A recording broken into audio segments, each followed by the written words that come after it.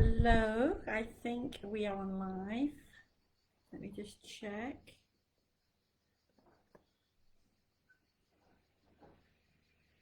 Hello, hi, it's Tracy. It's Thursday, it's 2 p.m. and it's time for the weekly bite session. I'm trying it live from my laptop today and it had a new configuration, so I'm hoping it's working. If it's not, if anybody does come on live, please do shout out or leave me a message and let me know. But if I don't see anything, I think it's going to be okay. It looks like it's turning all right. First of all, welcome to new members to the group. I can see I've got one person online. Can you let me know that you can hear me okay? Because I've done a new configuration today. So just give me a thumbs up or a quick okay or something. Let me know if you can see while I get comfortable in my chair. Because there's lots of roadworks outside today, so I'm inside. Weekly bite session. For those that are new in the group, I come on every Thursday and discuss topics of the moment and questions that I've been getting, and try and answer any questions that you may put in the group as well. So this is your opportunity to spend some time with me directly, for those of you that you don't have any time with me as part of your service agreement. So this is really good opportunity to get some key answers to questions, and of course it's a really good way for me to get some information out to you when things are changing very rapidly, and that is happening a lot at the moment with lots of things going on. So today we're going to look at some entrepreneur bits and pieces, but I want to give you an update on COVID as well. I just sent an email out the other day, but COVID, masks obligatory of course, and for the financial aspects of things, those that are on independent jobs, so auto entrepreneurs, independent workers, we have put requests in for the fund, which is for everybody in June. So don't worry, it is in process, and if you think you can benefit from this and you haven't had any discussions with me, then do drop an email to myself or to Jenny. Well, we have until the end of August, so there's no mad rush. Okay, so that's the COVID. I don't want to go too much into COVID because it's all over the news, and I think you're all very much aware of what's going on in the south of France and the rest of France, and that we all have to be extremely careful. So that's not my job really to let you know how to look after your health. I think you're all very much aware of that. I did want to touch on is auto entrepreneur, because I've had lots of questions over the past few weeks on costs and VAT. So for people, for example, who have a small micro-entreprise and want to pass some of the cost of the product buying to their customer, how does that work as an auto-entrepreneur? As you know, as an auto-entrepreneur, you cannot reduce any running costs of the business. So whatever you invoice to your client is what you're going to declare for social charges. And if you have any costs, then they are not taken off before you can declare that, and therefore it can be a problem when you do have certain costs. An example would be somebody who is an electrician and he's doing the service of at a client's house of putting the electrical work in order, and that is a service fee. But of course, maybe he has to buy some plugs and some pipes. You know, I'm not an electrician, but plugs, pipes, whatever. And the client have asked the auto entrepreneur to buy the products for them because they don't want to hassle with that. So there's two ways that you can do this. You can buy those plugs and pipes, and you can add them to your invoice to your client, because of course the client is going to pay for this. So if you add them to your invoice, of course, you're going to be adding this to your social charges, and therefore you'll be paying on things that you haven't actually made money from. So how can you do this to give yourself not too much cost? If you can buy the products, add it to your invoice, so you'll have a product side and a service side to your invoice. In the product side, you will detail out the cables and the plugs, and you will not add any margin to that. And when you declare your numbers for ASAP with us, you will just give us the service cost. Okay, so we don't need to hear about the product cost if you haven't added a margin on it. Okay, however, you must keep the receipt.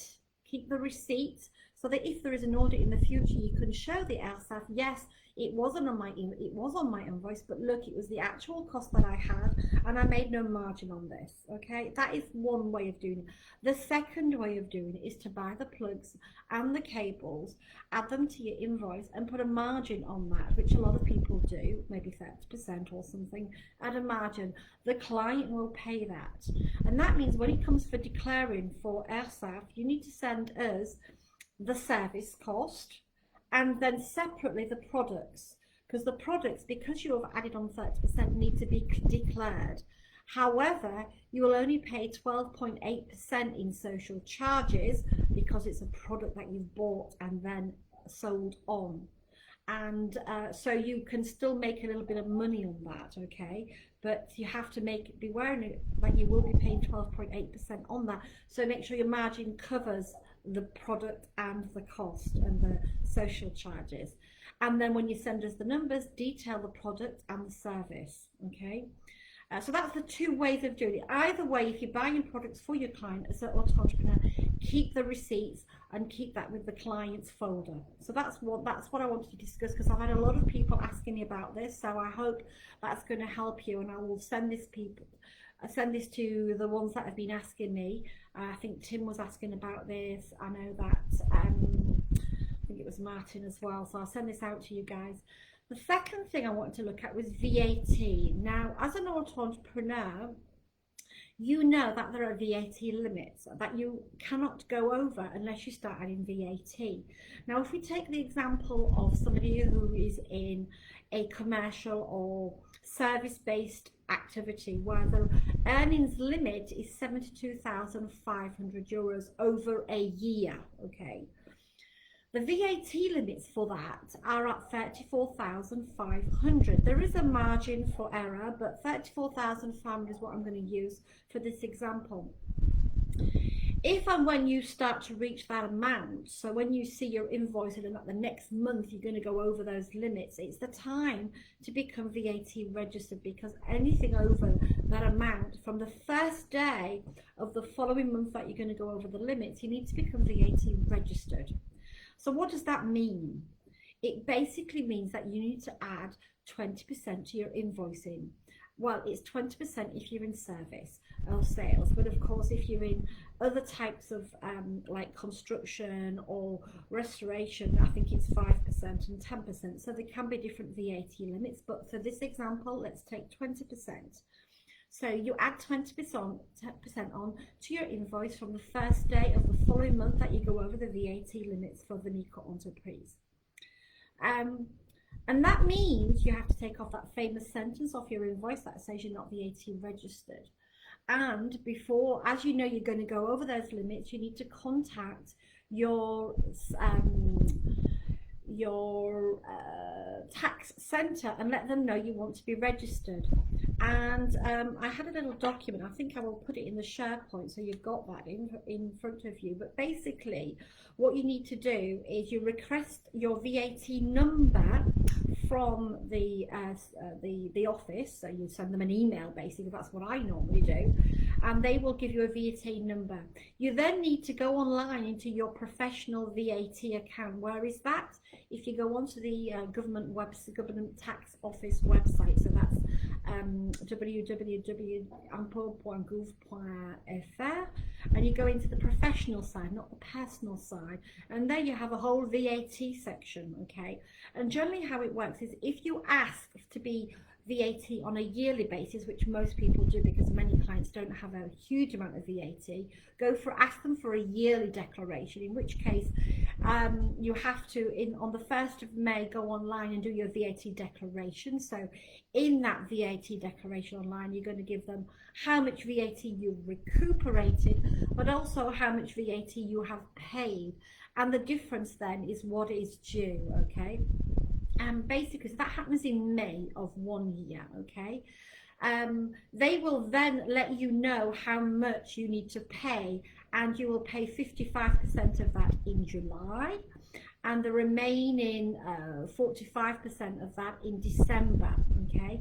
Then the following year in May, you will do your next tax declaration for VAT, and they will adjust that based on what your earnings are. So it's May, July and December if you're in a yearly declaration. But of course, if you want to go quarterly or monthly, you can ask that with your tax office. It depends how much you're earning and how much you like to, how much you are good at keeping money. Because don't forget, if you're adding 20% onto those invoices, you need to keep that money and hold on to it and not spend it. Okay. Thanks, Sunil. I'm glad I'm not talking away to completely fresh air and somebody can hear me. That's nice to know.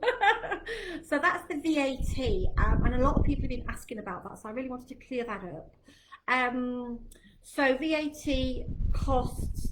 One thing I wanted to also, I was talking with Annalise today, one of our clients who's going away for quite a few weeks. Sunil, this could be really important for you actually, because you go away a lot, is about post. When you're away in the summer for quite a few weeks, or even in the winter, and you don't want your post to be delivered and pile up in your post box, and then people know that you're away, it doesn't look great. You can actually ask the post office to keep your post for you for up to 2 months. So they go anything from 1 day to 2 months. You pay them €23 and they will keep your post at the post office, and then when you come back you can just go and collect it. So that's a really good way for people like yourself, Sunil, who's going away and don't want the post to be delivered and sat around for quite a while. So that was what Annalise found this week. So I thought that was really quite interesting to let you guys know, and I'll post that in the group later. So that was the updates on the auto entrepreneur that I wanted to give you. For the Brexit, I sent out information last week. We're still waiting. It's going to be October. What I'm going to do and I think I sent it out by email just last week, on the 8th of October, I think it's the 8th of October, it's a Friday, I'm going to do an online Serenity Summit. So basically what this will be is, rather than having a meeting together, because let's face it, with COVID, I don't think that's going to happen. I don't want to cause any hassle or have people having any worries. So we will do an online summit, and I'm going to organise it over a whole day, and you can pop in and come out to the sessions that you want, which will be a maximum of half an hour each. And we will be looking at everything to do with estate planning before you come to France, business, we'll be looking at healthcare, we'll be looking at Brexit and immigration, we'll be looking at buying houses and all of those wonderful things when you're relocating them. And of course, for all of you, my Serenity members, you'll all be coming to whatever session you want for free. It's not for paying for you. And so if there's any subjects that you're really worried about or that you need to have on the agenda, it's up to you to let me know what you need to hear about, either on the online summit or even in between that as well. So just let me know. If there's anything that you're worried about, anything that you need to hear about, just let me know and I will get the answer to you.